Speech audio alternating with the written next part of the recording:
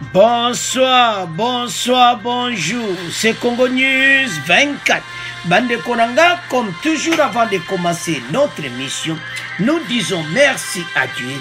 Nous disons merci à nos chers abonnés et téléspectateurs qui nous suivent partout dans le monde et en RDC. Bande Konanga, soyez les bienvenus. À la une, chers téléspectateurs, premier point, Boyoka. Oyo Union européenne balubina président ya Senia Sika Kadima. Donc on développe ensemble. Et de l'autre côté, Boyoka marche. Oyo bloc Faïlou Kabila. Bon, si on a les 13 messages de Ngobila. Alors, tous à la connecter. Donc on développe ensemble. Deuxième point de Konangai. Et yindi na procès Tchébé. Descente na mitendi pour le corps de Bazan. Beaucoup yoka d'abord extrait bako expliquer ndenge nini procès à l'église le gaki et puis tokolanda en direct vidéo oyo bakendeki na parcelle ya Djadjidja. Bande kotos à la connecter parce que ça chauffe là-bas na procès Tchébé. Troisième point bande kolanga. Les défis de FARDC à l'état de Syrie. Beaucoup yok interview bandeko na oyo bazo kutana wana ba jeune oyo pe ya groupe armé o batoni na katamboka bandeko tous à la connecter to ko développer ensemble. Chers téléspectateurs, bandeko nangai, chers internautes, émission na biso bandi. Et comme temps oyo to kutana ensemble. Bandeko, premier point, Boyoka Oyo, Union européenne balubina Kadima. A recevaki na bureau na Yaseni, ambassadeur allemand na Kinshasa, aye na message bandeko. Ceux qui bon landi message, on comprend que l'Union européenne ba moni que non tika masule tambola na donc ezango li shooté contradiction batu na ba tozo na deuxième partie ba marche na bango donc ma compagnie zo kene nango propre baloba kisalo mebanda Union européenne mutalubi balobi na Kadima clairement qui avancé musala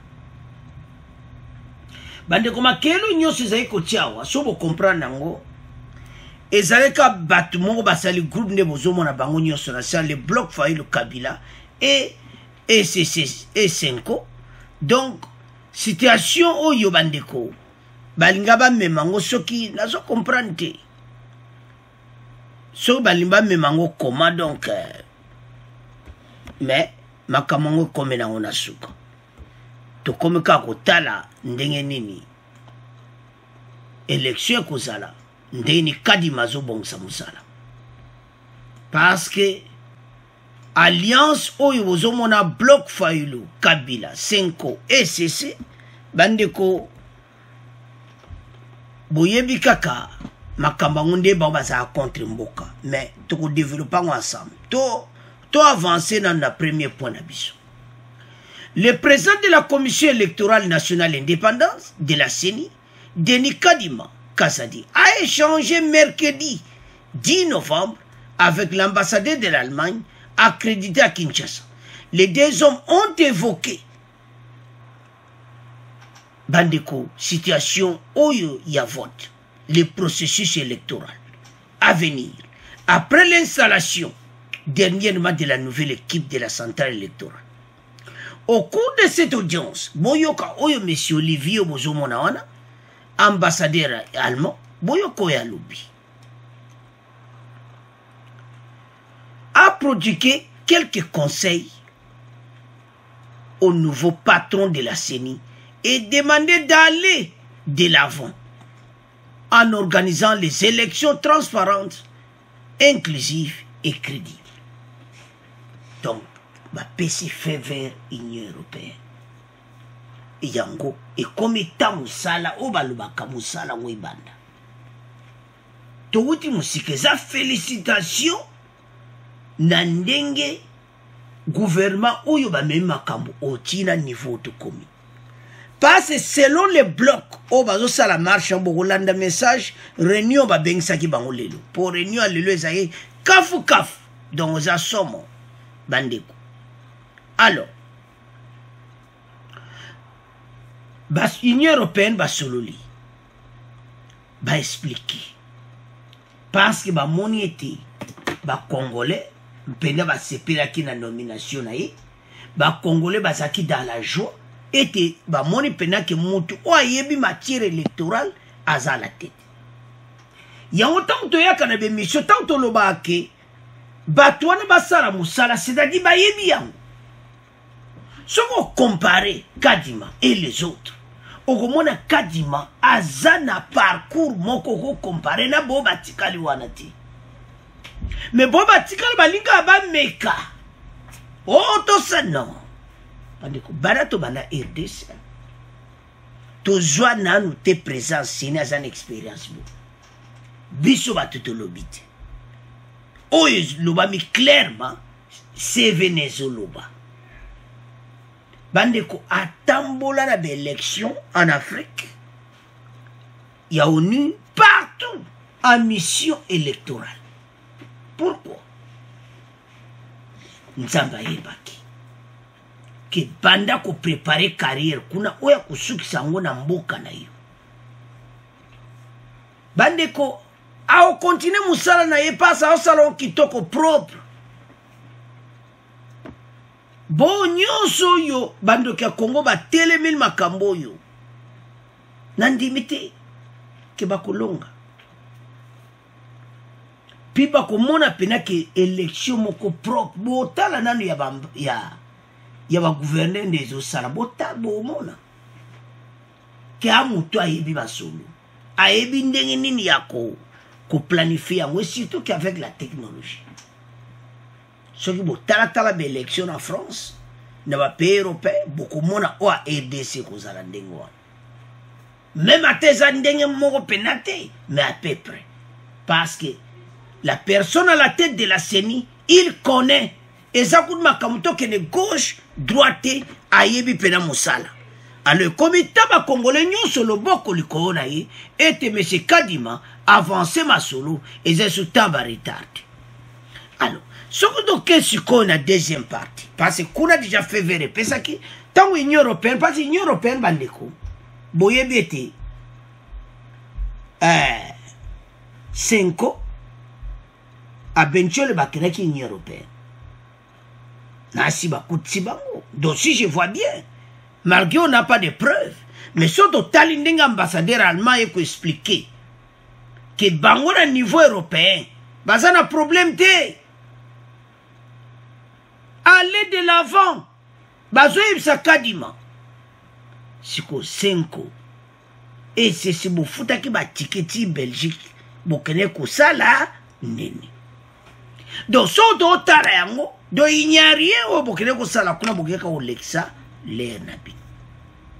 Parce que l'Union européenne bah y a vraiment solo et pas ya Kadim. Bah vite on fait ses conseils. Bah nani bah y ambassadeur allemand. Bah on est on doit simber l'Union européenne, Allemagne et France. Peut-être vous connaissez, peut-être vous ne connaissez pas. Donc tant que bah lobby bongo déjà kuna na soule si betami. Donc ensuite l'air SCC 5 ba comme na Bruxelles ba osekana bango ba yiko critiquer comment bango le niveau Union européenne déjà masolo ne comme nango ici élégué comme les passés. Alors tous les cas si qu'on a marche ngobila zo obligé à solo la na bango ce que l'on est salama ce qui ba réunion wana oh ba kenegite bazara problème sérieux. Donc, mais ma solo est salama kinango, ma solo est kenakivre.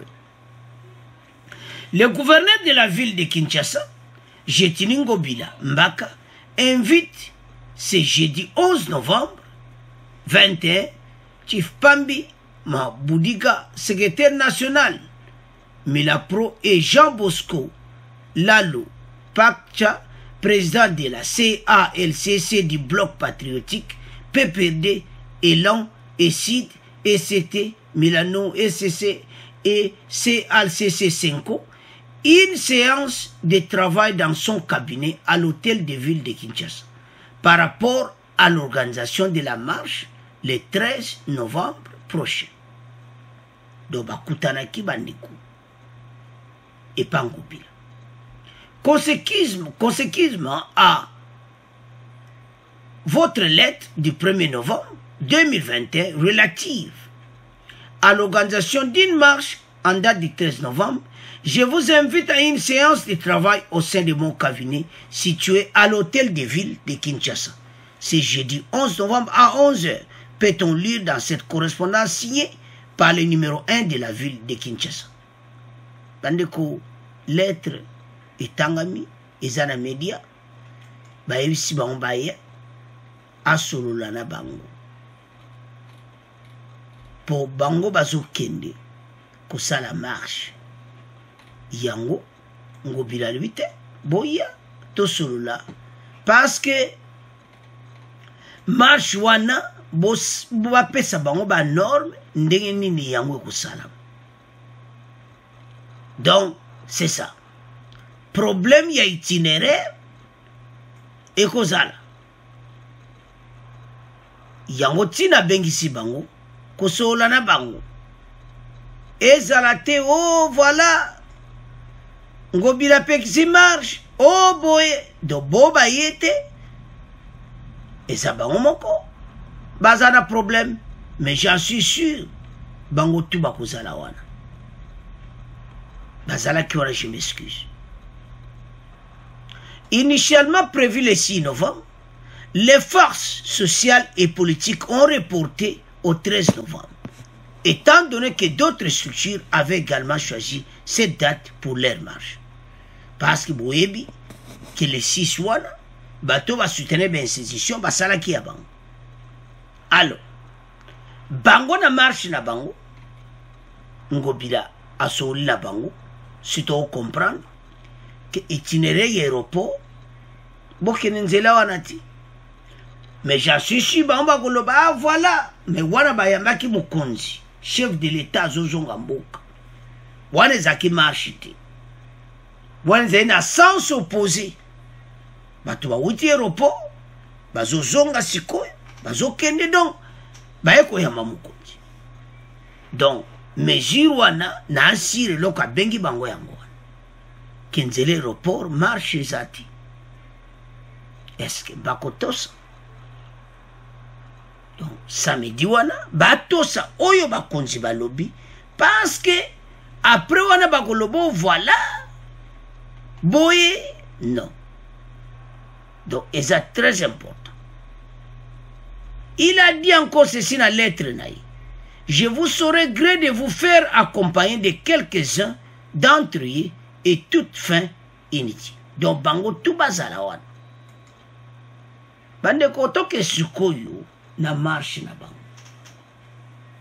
Yango makamoka bazolo baki entre biso toza ko se diviser pour pamba pamba. Oyo toyo babongisi pona samedi le 13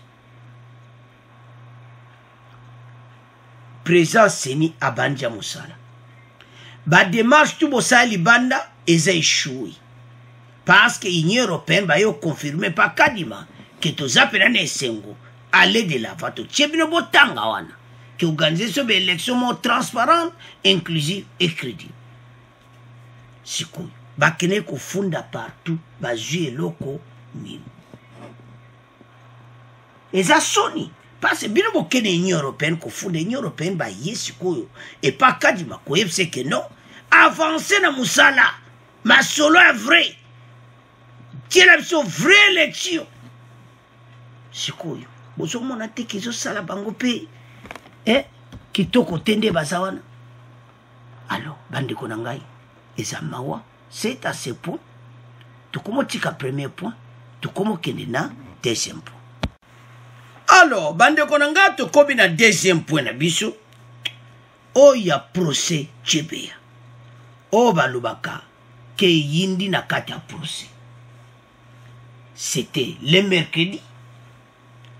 Bandeko, une décision était haute cour militaire va descendre na mitendi pour la place bakundaki corps de Bazana. Parce que Jacques Mugabo bozomona alobaki ki azalaki présent na place ango. Alors général Djadjidja o bozomona wana. Donc azana problème.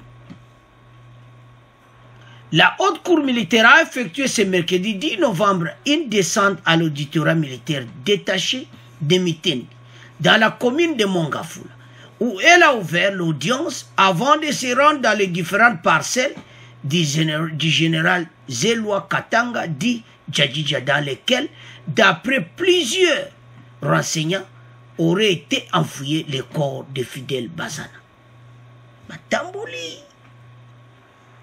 Comme il faut que place wana ezaka ka investigation après bako s'arranger ndenge nini bako ya kuluka corps na yi baza bayeka ko vérifier mais lero yo ba commanditaire place baza mutima ezobeta tout donc baza bena mal à l'aise parce que makamango ba okenti na suka.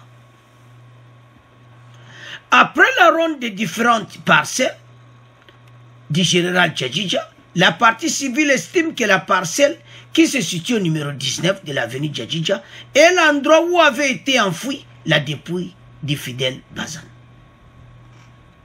Tout le monde le moko wana auto comprendre numéro 19 avenue Djadjidja. Botala mboka na biso. Est-ce balabala wana est-ce vraiment na niveau à l'état batiaki balabala ezala kombo na ye Djadjidja ou bien ye moka lokola bazaki bakonzi abandi ababalo balele kobi avenue Djadjidja. Bon watu tika on a bino, on n'a pas de preuves. Alors baye bakomi na numéro 19 avenue Djadjidja bakoti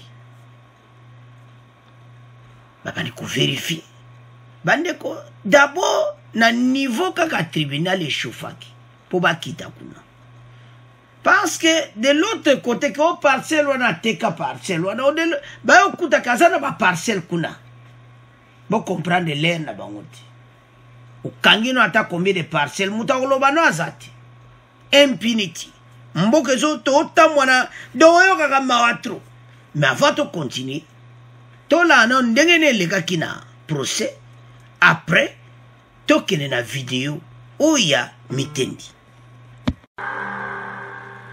Je vous le disais en titre, procès Tchibéa. La haute cour militaire a organisé une audience de reconstitution hier sur le site de Mitendi à Mongafula, supposé être le lieu où aurait été enterré Fidel Bazana, ancien chauffeur de Floribert Tchibéa de la Voix des Sans-Voix, tous deux assassinés le 1er juin 2010 dans les installations de la police nationale congolaise. Il était question de confronter les prévenus et renseignants à leur déposition faite sur l'enterrement de Bazana, dont le corps reste introuvable. Après une longue marche de près de 3 km, le site a été difficilement identifié, mais déjà pollué. Jeff Ngoy.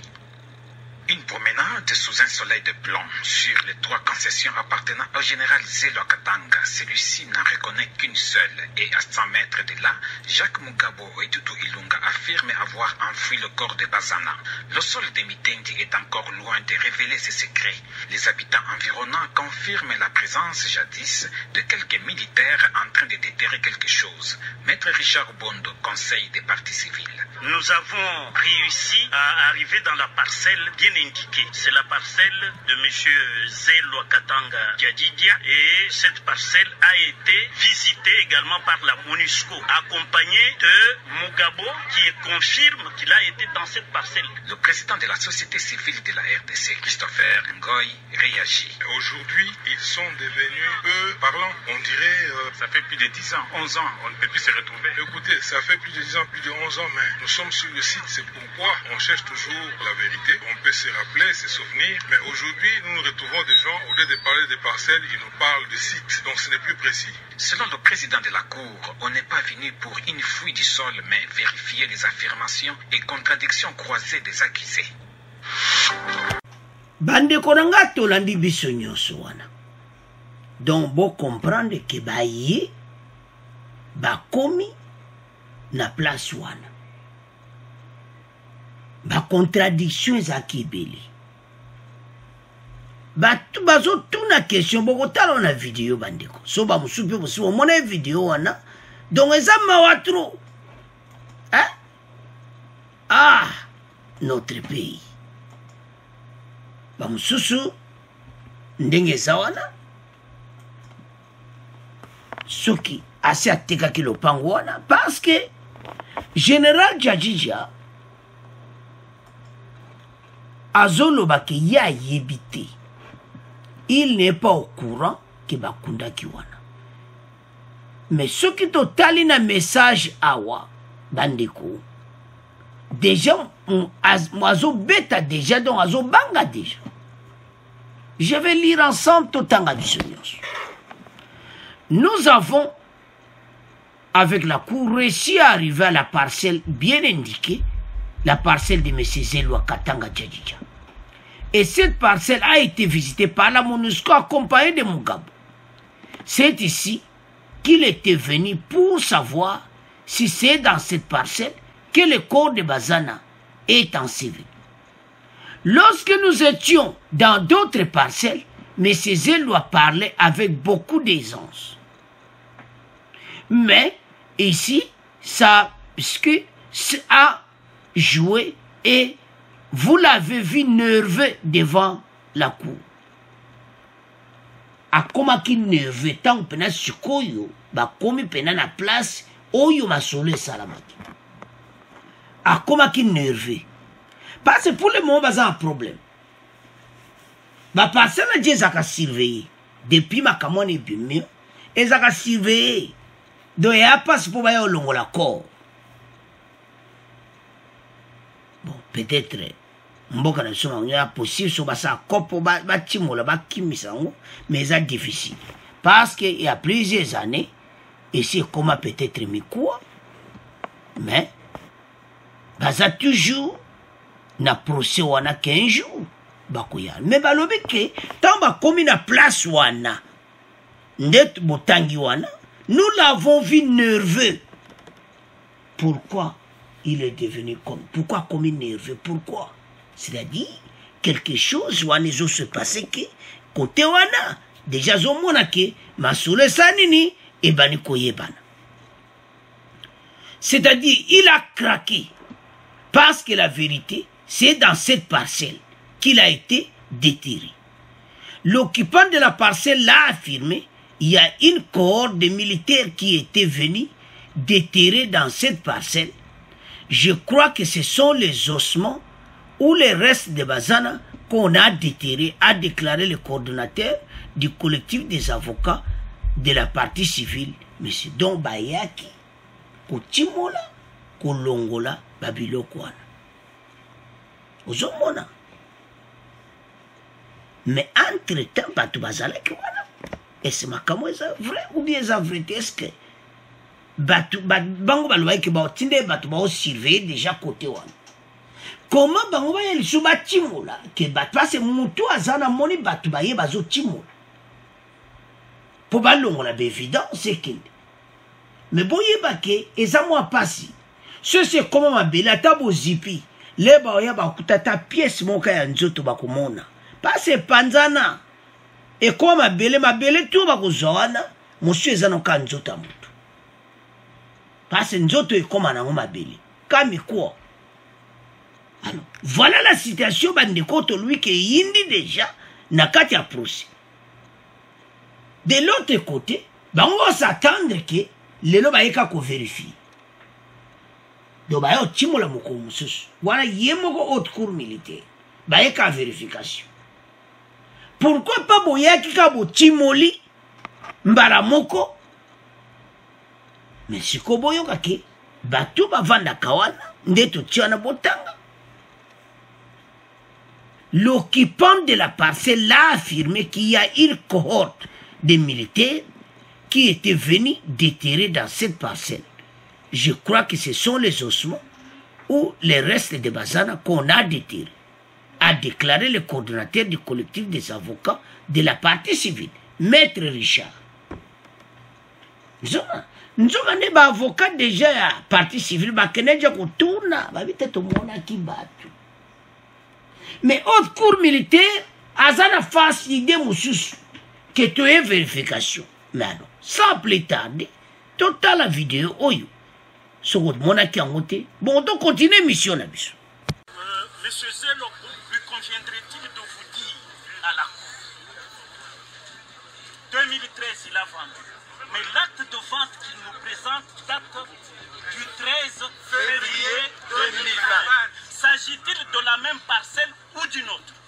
Est-ce la même parcelle en 2020? L'acte de vente de 2020 concerne quelle parcelle? C'est la concession. Mais pourquoi la Cour a demandé la parcelle cédée de 2013? Mais il nous présente la parcelle cédée en février 2020. Il veut nous dérouter ou pas? Parce que c'est un renseignement. Depuis 2020, la parcelle que vous habitez là, c'est en quelle année? Voilà la question. 2014.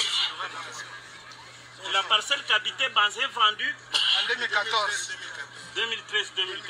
On oui, peut nous mais l'indiquer. cette parcelle-là est où? On peut Parce nous que nous l'indiquer. sommes dans le quartier. question. Nous posons la question, nous sommes partis civils, partis au procès.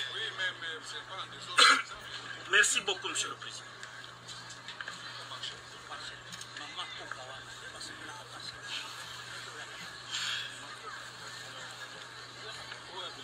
Soko bazotuna alaksango.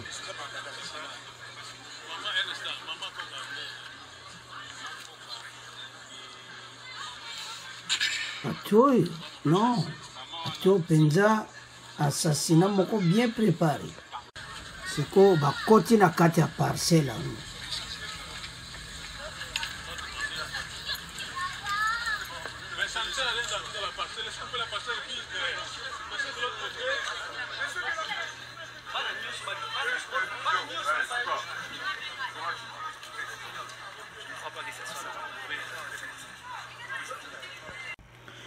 Alors, bandeko nanga tolandi vidéo wana.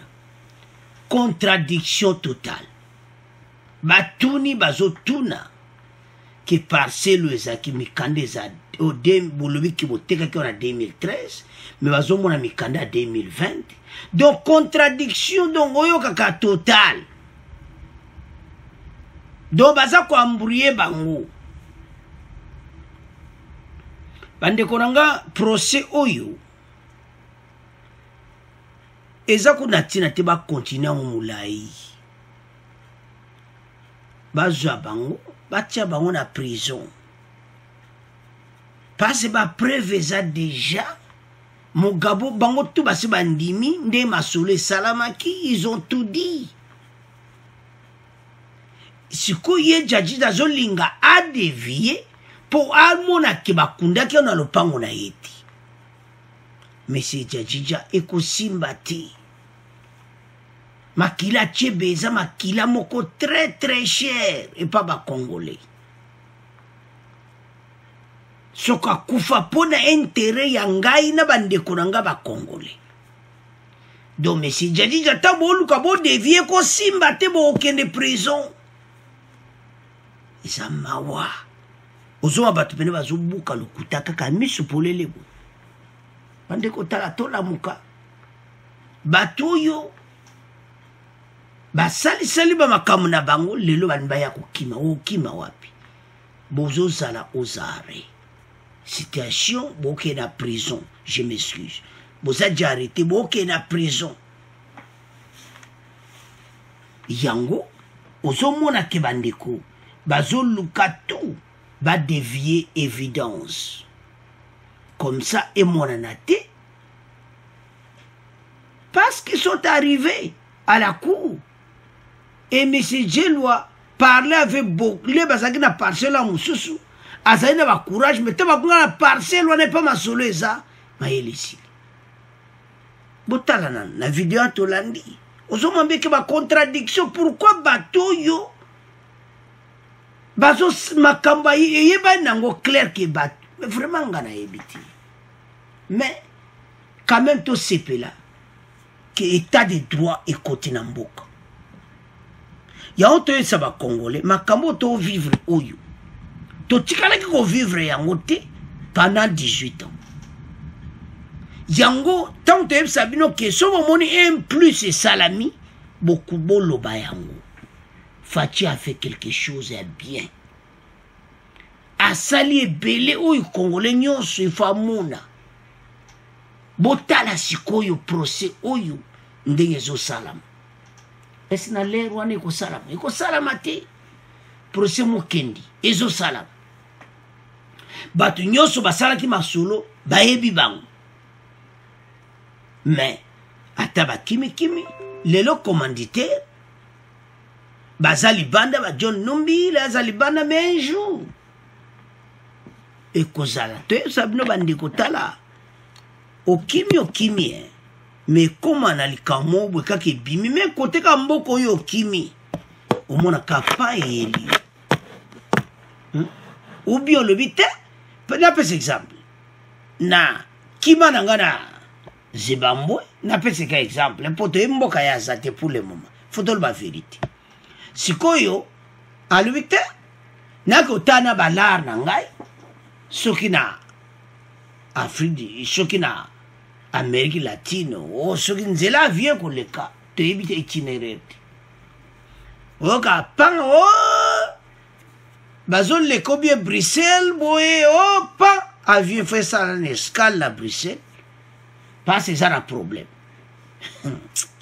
bamona wana kati avion bato baodeplasera bango bacommanditaire babimi tala bandeko makambo esalama ko avion eza na problème mais avion ezokende en vol direct epai yo ozokende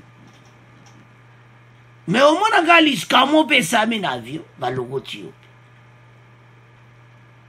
bon makambo wana tu ekosalama un jour bakima me nzambe na likolo azomona Dieu la aza nzambe juste akotika famille ya bazana famille chebe ya bakontinue kosouffrir te tant que les commanditaires bazosepela bazojouir life na bango bana ya bango bana chebe ya bakokola bana bazana bakokola etikali na histoire un jour bokomona bandeko nanga makambo oyo kaka bato bakoti prison bacommanditaire ekoyela bango mpe kaka ngai eza mawa mais justice militaire tomoni mpena ke bakomosala mpena mosala mais bazale mpe na autorité likolo ya bato oyo bapesa bango ta mingi te parce que otala wana na nde batuna bakestion baza na autorité epai na bango ya bakestion moko donc ozotuna mutu ye mo azolenga déjà parce que obomi yo mpe okende passe temps na prison alors bandeko na ngai c'est à ce point totiki point ya chebeya tokomozelaka ndeni bakoluka nzoto ya bazana ekomonana soki ekomonana obi ekomonana te mais toyebi ke bato babomaki basi bayebani na bango oyo eza nde likambo ya bien félicitations justice militaire bato oyo bakende prison alors tokomokende na troisième point alors bandeko na ngai troisième point na biso le défi de FARDC à l'état de siège interview live bokoyoka interview bandeko makambo bazokutana nango eza somo baza na un problème boko ntambo olanda interview wana bokomona ke oyo eza problème parce que bandeko baza kokanga baarrestation ezosalama ya kosakana nango te mais parmi baarrestation wana baza na problème il y a des enfants bakanga bango problème eza ke ntango bamonaka eza mwana bakobete masasi te siko bomona siko problème baza nango balobi bana wana bakota zamba soki na groupe omoni bango me bana wana mpe bakobeta mpe masasi tala siko problème siko FARDC aluka tuso amoni mwana bakanga ye ole banyingisa bilongo ya ntina bazoyebisa mo ke bobima parce que FARDC azokoma mal à l'aise na dossier oyo. 124 présumés miliciens ainsi que 78 de leurs supposés collaborateurs ont été capturés depuis le mois de juin dernier en Ituri. Selon l'armée, qui livre ces chiffres mercredi 10 novembre à Bunia, c'est le résultat de la mobilisation des forces de sécurité pour pacifier l'Ituri en cette période de l'état de siège. La dernière arrestation d'un présumé milicien est intervenue le week-end par les services de sécurité au quartier Kendi à Bunia. Il s'agit d'un général autoproclamé et présumé chef de milice FPAC. Selon l'armée, il serait impliqué dans plusieurs attaques dans cette milice contre la population locale. Donc, basé belé, Yaontina bazo luka bango ba bima. Eza que soba lui ba lancé offensive makasi na ba groupe nyonso oyo, bana nyonso bakokufa. Bana na baza ba inonsa ba memaki yango, ba memaki bango. Boyo ka problème au bazana. Mais, ce d'autres réalité oyo, et ça problème. Parce que, bana on a pu bazana mindu ki bakobo ma pe FARDC. Donc, ils ont que défi mo bazo lukandeni ni stratégie à kosalela. Yango bazo be la mingo au projet basa à DDRC était ba invité ba bima. Mais problème de ça qu'on insister, et bon paie sa obligation, mais négociation ti. Obligation bon bima ou bien to beti massage. Donc,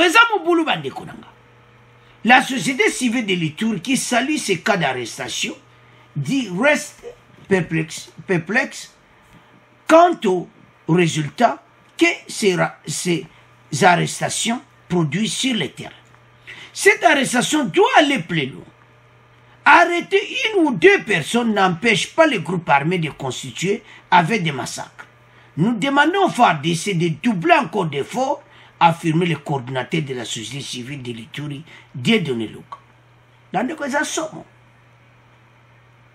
Parce que si quoi il y a beaucoup yoka, il y a un institut d'alerte, institut wana, et ça pour prévenir que baboma banati. Arsène Mukendi Chindimu, responsable de l'institut d'alerte en RDC, a fait l'interview. Boyoka, oyo zo sala ba ndeni ba osenga FARDC, mais c'est difficile. Mais toyoke nanu. Bongo, to continue mission l'absolu. L'invité. Il nous vient du Nord Kivu. Selon l'Institut d'Alert, il existe encore des groupes armés et milices qui continuent à recruter et utiliser les enfants comme soldats, ce qui constitue un défi pour l'armée engagée dans les opérations pour mettre un terme à l'activisme de tous ces groupes négatifs. L'Institut d'Alert travaille justement sur la prévention du recrutement et de l'utilisation des enfants par les forces et groupes armés. Le responsable de cet institut et l'invité de ce journal, Arsène Mukendi, s'entretient avec Rosalie Zawadi. Monsieur Arsène Mukendi, bonjour. Bonjour madame. C'est quoi les défis de l'armée régulière qui se retrouve dans les opérations face aux enfants comme combattants d'un groupe rebelle? Les défis des forces armées de la République démocratique du Congo sont majeurs. Mais en particulier, aujourd'hui, les FARDC rencontrent les groupes armés ou soit des milices qui recrutent et utilisent les enfants comme soldats. Dans la plupart des cas, ces enfants peuvent être utilisés comme combattants, des fois comme boucliers humains. Les forces armées de la République démocratique du Congo, qui sont bien formées, une armée professionnelle, engagées des groupes armés qui ont au sein de leurs troupes des enfants soldats, causent un problème très majeur. Et lorsque les troupes ne sont pas bien préparées à l'encontre de ces groupes armés qui ont des enfants soldats, ça pose aussi un autre problème sur la protection de l'enfant. C'est quoi l'attitude maintenant de l'armée qui se retrouve en opération face à des combattants, parmi lesquels des enfants. Ça pose un grand dilemme dans la mesure où aujourd'hui nous recommandons aux forces armées que dans leur planification, qu'ils puissent avoir des directives claires qui concernent les zones d'opération où les enfants soldats sont utilisés. Les forces armées régulières, avant d'aller dans une zone d'opération, il y a un mandat clair qui est leur donné. Il y a aussi des règles d'engagement qui sont aussi données à nos troupes. Il y a aussi des ordres opérationnels qui sont donnés aussi à nos troupes lorsqu'ils sont sur les champs, les théâtres d'opération. Alors, le dilemme se pose dans la mesure où, lorsque les troupes armées sont face aux enfants soldats, tuer un enfant soldat, il y a un remords. Oui, c'est vrai. Ils portent des armes avec eux, mais c'est des enfants d'abord, avant toute chose. Alors cela crée un remords. Dans l'autre sens, un militaire bien formé, se faire tuer par un enfant, ça cause aussi la honte ou soit les désarrois au sein de vos forces. Alors maintenant, nous essayons un peu de voir aussi comment est-ce que les troupes peuvent mieux interagir avec les enfants soldats lorsqu'ils sont sur les champs de bataille. Alors, notre armée n'est plus sur la liste noire des forces qui recrutent et utilisent les enfants, c'est depuis 2017. Maintenant, quel mécanisme pour en finir avec cette pratique qui continue à détruire l'enfance des mineurs utilisés dans les groupes armés et ainsi faciliter le travail de l'armée dans les opérations? Exactement, les FARDC ne font plus partie de la liste noire depuis 2017 et aujourd'hui, au sein des FARDC, il y a des lois, des directives claires qui ont été données, même sur la vérification de l'âge. Avant d'avoir des recrues dans l'armée, on s'assure que toutes les dispositions ont été prises en compte, vérifier l'âge, que ce soit d'une manière formelle, le certificat de naissance, des baptêmes, carte d'électeur, je ne sais pas quoi d'autre. Donc ça, c'est une manière formelle de vérifier si la personne n'est pas en dessous des 18 ans. Et il y a aussi des manières informelles, parce qu'il y a des coins reculés de la République où peut-être les enfants, ils n'ont pas peut-être les cartes de naissance. Alors comment tu fais, n'est-ce pas? Donc il y a une manière informelle, là où on pose des questions d'abord aux parents qui vont attester que oui, la personne a plus de 18 ans, n'est-ce pas? Donc il y a toujours ces mécanismes que nous avons sur place pour se rassurer que les nouveaux recrues ont déjà atteint l'âge majeur. Comment faire pour éliminer aussi les recrutements des enfants soldats au sein des groupes? Exactement, et c'est ça maintenant le grand travail que nous avons présentement. Récemment, nous avions eu un atelier où nous avons associé les journalistes. Parce que nous pensons que non, le quatrième pouvoir a aussi ses devoirs de sensibiliser même les groupes armés d'arrêter d'utiliser les enfants comme soldats. Et les FARDC aussi, lorsqu'ils sont dans les zones d'opération, on les encourage toujours de se rassurer que toutes les considérations ont été prises en compte lorsqu'ils interagissent avec ces enfants soldats. Donc là, c'est dans les zones d'opération. Dans la planification déjà, nous encourageons aussi les forces armées de cartographier les endroits où les enfants sont vulnérables au recrutement. Ça, c'est un travail qui s'est fait présentement par les FARDC. Ils doivent identifier ces endroits et ils doivent aussi se rassurer qu'il y a une protection ou soit une sécurité accrue dans ces endroits où les enfants peuvent être vulnérables au recrutement. Monsieur Arsène Mukendi Chidimou, je rappelle que vous êtes responsable en RDC de l'Institut Dallaire. Merci. Je vous remercie, madame. Et par ici, nous mettons... Alors, bandeko nanga tolandi wana ndeko Alain Mukendi de l'Institut Dallaire en RDC. Défi eza makasi parce que bandeko to meme yango po biso nyonso to me kopesa ba commentaire. To pesa ba idée ndenge nini basala. Soki bakutana na bango. Banyingisa bango biloko, baboma bana. C'est ça un problème. Soki pe babomi bana te. Bana pe bako attaquer pe babomi FARDC nde to landi wana. Eza mobulu mwa moke pe babomi FARDC asa umela bitumba. Donc situation eza pe na mobulu. Alors tomona kete bandeko nyonso ba Congolais bazana kata groupe armé. Bozonga à la raison. Fachi azolinga bongsa mboka. Bandeko wana bayoka ape balanda ape ba information so bazana zamba bima. Batika makambo oyo. Bandeko nyonso bazana ituri.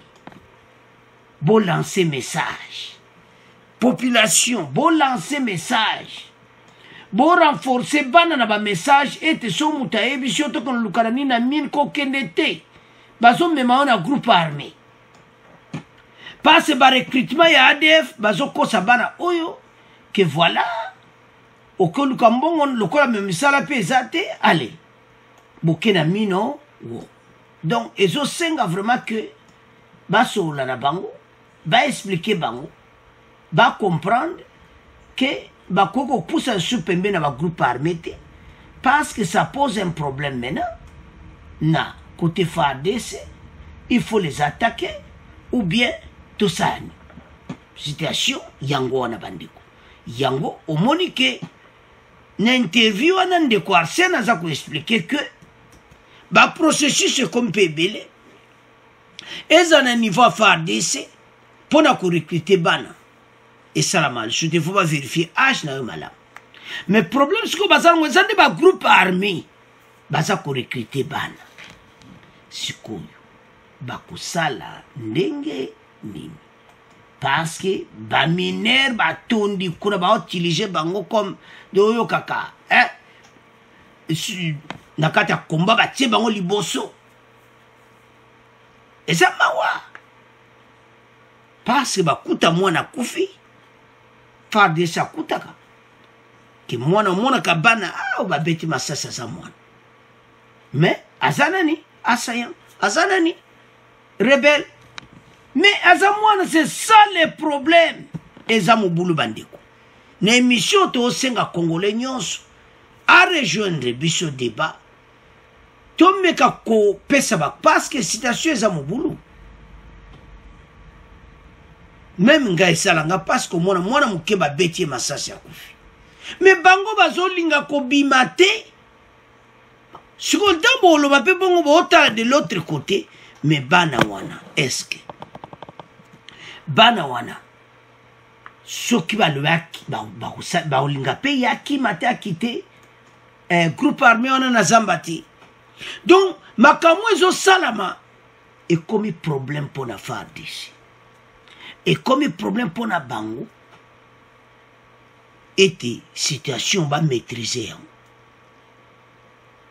parce que bagroupe armé tout eyindi bana batondi na kati donc ekomi un défi majeur ezaso ce qui constitue un défi pour l'armée engagée dans les opérations pour mettre un terme à l'activisme de tous ces groupes négatifs. L'Institut d'Alert travaille sur la prévention du recrutement et de l'utilisation des enfants par les forces et les groupes armés. Et ça me boule. Situation, tout ce monde qui vraiment de faire d'essai à un défi mon corps sakana mouti. Ça banque, lui qui va mettre fin à la pratique, il y a qu'à utiliser bana oyo na kati ya zamba baba na kobunda ba groupe ba suba bo bandiko abo ba congolais. Ce sont des jeunes bandiko. Na ça 18 ans, surtout na côté ADF, ba tondi ebele, ba 15 ans, ba 16 ans. Donc bandiko ezo sala pasi. Tala banande ba vande bo tala bango. La majorité aux talibango ebele bazana ya 18 ans. Sikoyo. Citation za mobulu nde bozomona bango bakangi bango ebele wana. Siko baluka système ya kokanga bango bakangi bango. Bozomona soko banyingisi biloko ta ba okima balandi bango ale. Bango batima bo likolo bakangi bango. Mais ça peut danger ka pona FARDC parce que bango simana bango ba groupe armé o amikolo ba rebelle amikolo baza simana bango. Alors situation bandeko na ngai ekomi na maboko na biso nyonso to pesa ba commentaire FARDC basala nini baza na expérience baye musande to la nindi kwa na interview mais eza makama kusaka na ngote.